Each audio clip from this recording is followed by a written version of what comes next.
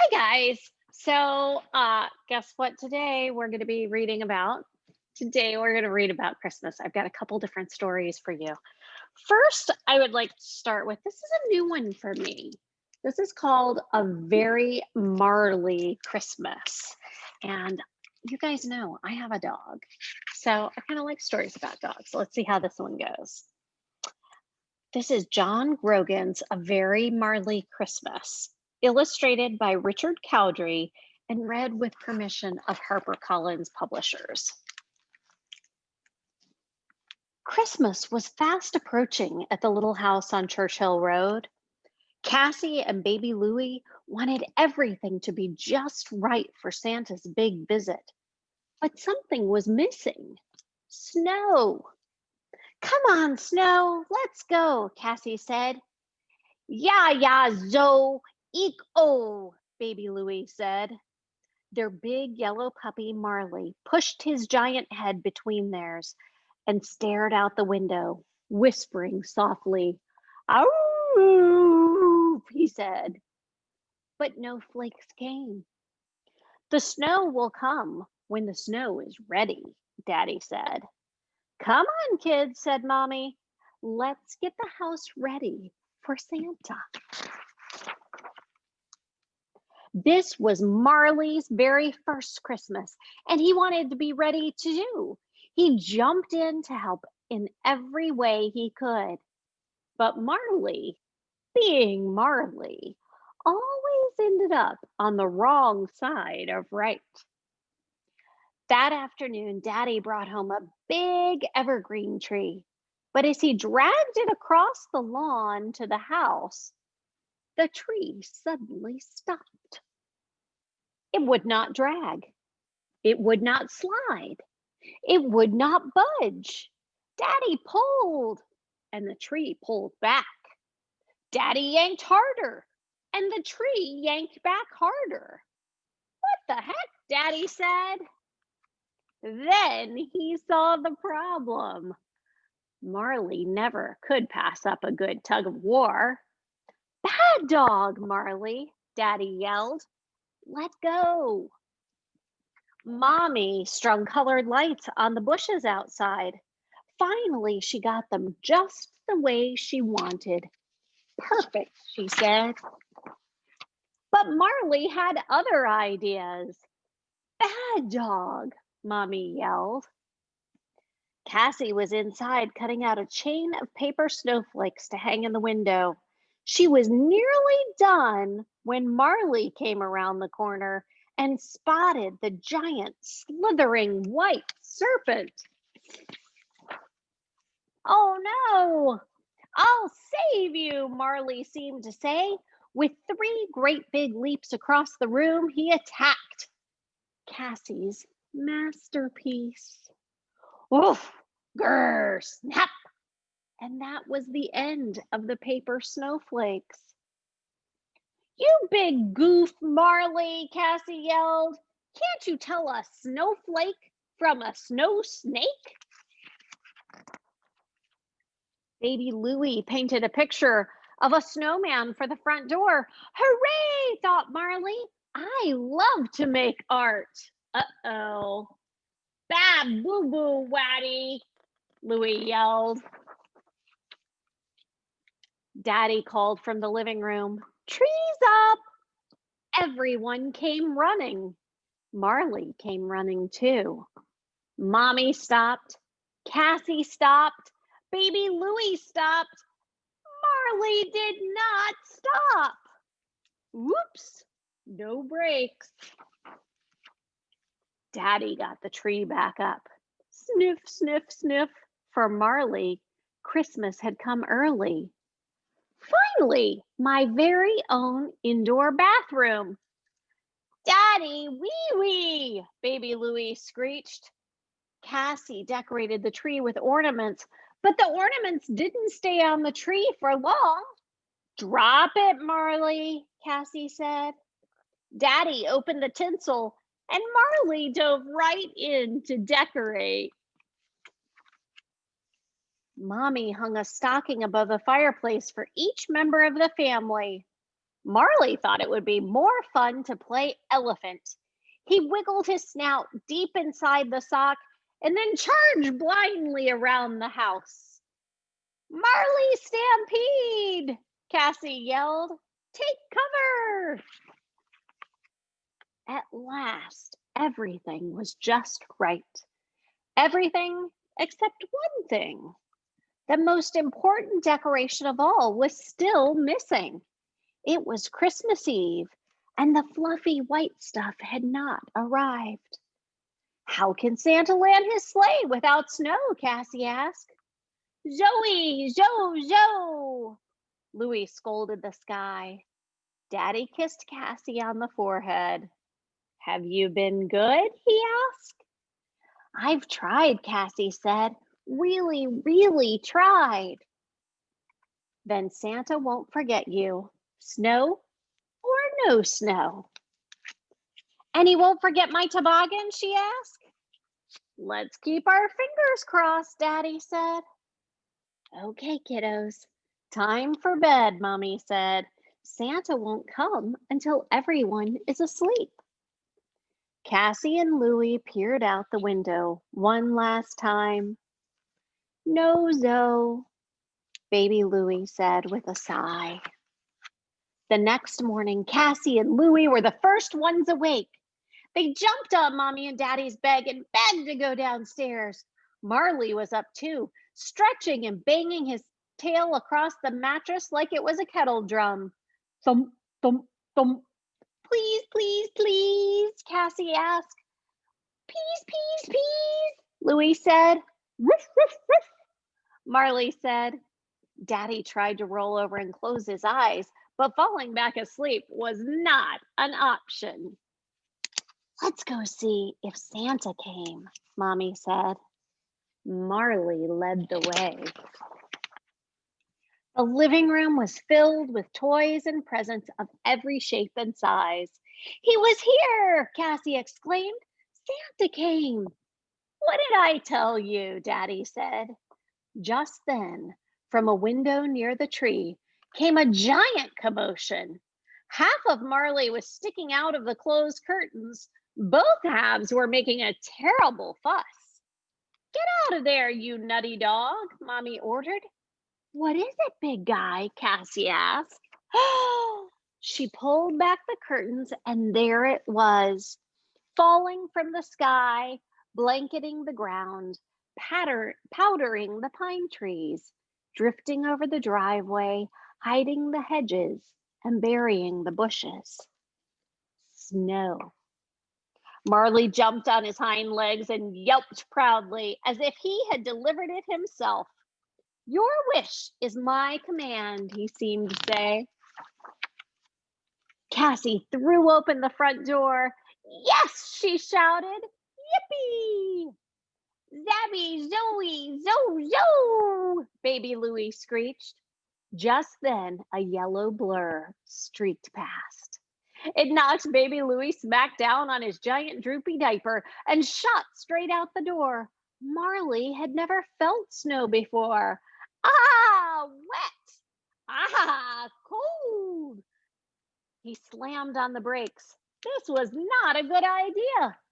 Marley went into a full skid, flopped onto one side, bounced up again, spun twice, and then somersaulted down the front steps and into a deep snowdrift. The whole family held its breath.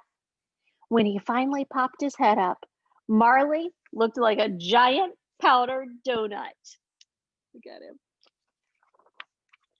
Marley raced past Cassie. He raced past baby Louie. He raced past Mommy and Daddy and straight into the living room.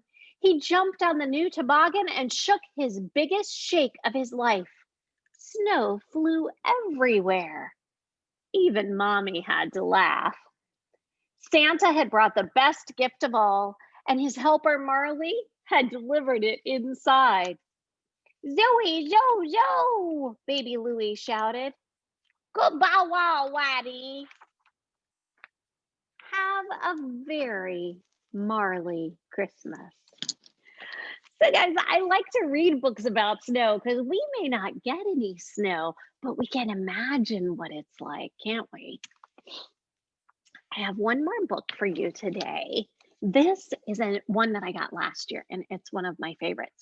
Now, for those of you who speak Spanish, you might recognize some Spanish words in this one. It's called Twas Nochebuena, a Christmas story in English and Spanish. It's by Roseanne Greenfield Thong, illustrated by Sarah Palacios, and it's read with permission of Viking, a Penguin imprint. Twas Nochebuena, and all through our casa, every creature was kneading tomale masa.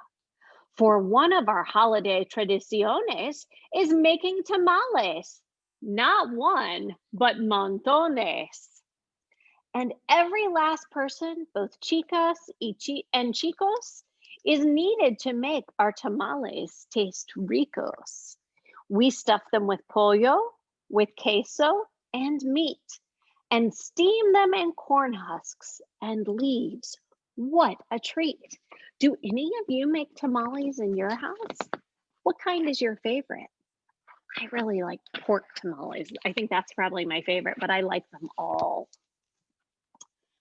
Our lovely adornos are hung up with cheer in hopes that amigos soon will be here.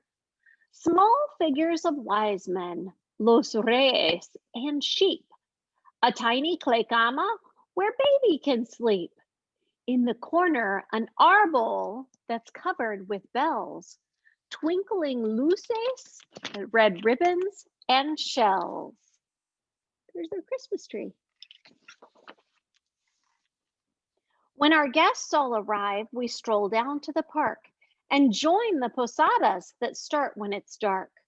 With homemade faroles that glow in the night, we'll sing canciones by soft candlelight.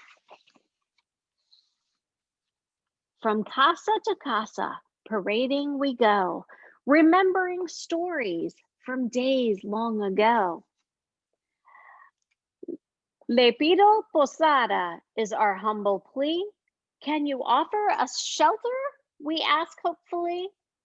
The first two houses do not agree, but the very last house will always say sí. Then back to our family fiesta we race to snuggle up close by the brick fireplace and treat all our shivering invitados to warm mugs of chocolatey champurrado. Hot chocolate, yummy. We clink our glass marbles and play loteria while singing and laughing, que maravilla. When out in the jardín, I hear such a clatter, I spring from my silla to shout, what's the matter? The children are cheering below a great start, a bright piñata, a great star, a brilliant piñata made out of a jar. Come Sonia, come Alma, Luis and Martin, it's time for our favorite games to begin. Dale, dale, hit it, they cry. Uno, dos, tres, now it's your try. A shower of candy soon falls to el suelo. We chase after gum and sweet caramelo. Then off in the distance, campanas chime, telling us all that it's nearly time for Misa del Gallo, our mass late at night. With candles aglow, it's a beautiful sight. We sing all our favorite canciones with choirs of angels up in the balcones. And when it is over, we get a surprise as colorful fireworks paint the night skies. And back to our houses we happily run, knowing our cena has finally begun. With pots full of grandmother's steaming pozole and sauce for our turkey, a treat we call mole. And just when we've eaten as much as we can, We hear a loud sizzle from grandmother's pan. The children are all cheer as they wait for their treat. Buñuelos with cinnamon sugar, so sweet. With satisfied bellies and sleepy eyes, we head to the sala for one last surprise. Giggling and cheering, we dash for the tree where regalos are waiting for you and for me. We open our cards that were chosen with care as long strands of cinta fly out everywhere. A smile from Poppy, a kiss from a friend, and many abrazos that don't seem to end. I love all the hugs. Now our friends are all tired from fun and fiesta. It's time to go home for a long night's siesta. Merry Christmas, they cheer as they head out of sight. Feliz Navidad, and to all, a good night. And then here in the back, they have our Spanish words. So if anybody wants to look at this, we have this book here in our library, although obviously I brought it home. It says, last Nochebuena, I went in search of tamales for my Christmas dinner, but had arrived late. My local restaurants were sold out. I experienced the warmth and beauty of this tradition while living in Guatemala and Mexico. Now, how would I share it with my daughter? Suddenly, a playful rhyme about tamales started dancing in my head. Like the famous sugar plums of Clement Clark Moore, visions of tamales turned into visions of buñuelos and piñatas and posadas and more. The result is Twas Nochebuena, a picture book that reimagines a beloved Christmas text. 'Twas the night before Christmas. I hope you guys enjoyed that. Now, this year, our traditions may be a little different. We may not get to see all of the friends and family that we would normally see over the holidays. But I want you to think about what are your normal family traditions and what are the new things that you might do this year. And next year, when we can be back together with our family and friends, think about how special it really is to get to see the people that we love. But I want you to enjoy this Christmas too, because we're keeping each other safe, and that's really important. I hope you guys enjoyed our stories. I can't wait to see you in January. Now, remember, I want you to practice reading while you're home over the holidays. Even though you don't have other homework, reading a little bit every day is going to help you become the great reader that I know you can be. So see if you can do that for Mrs. Barrett. And I promise you, I'll be reading here too. Bye, friends. It was so nice to have you come into my house with me today. Thank you. Bye-bye.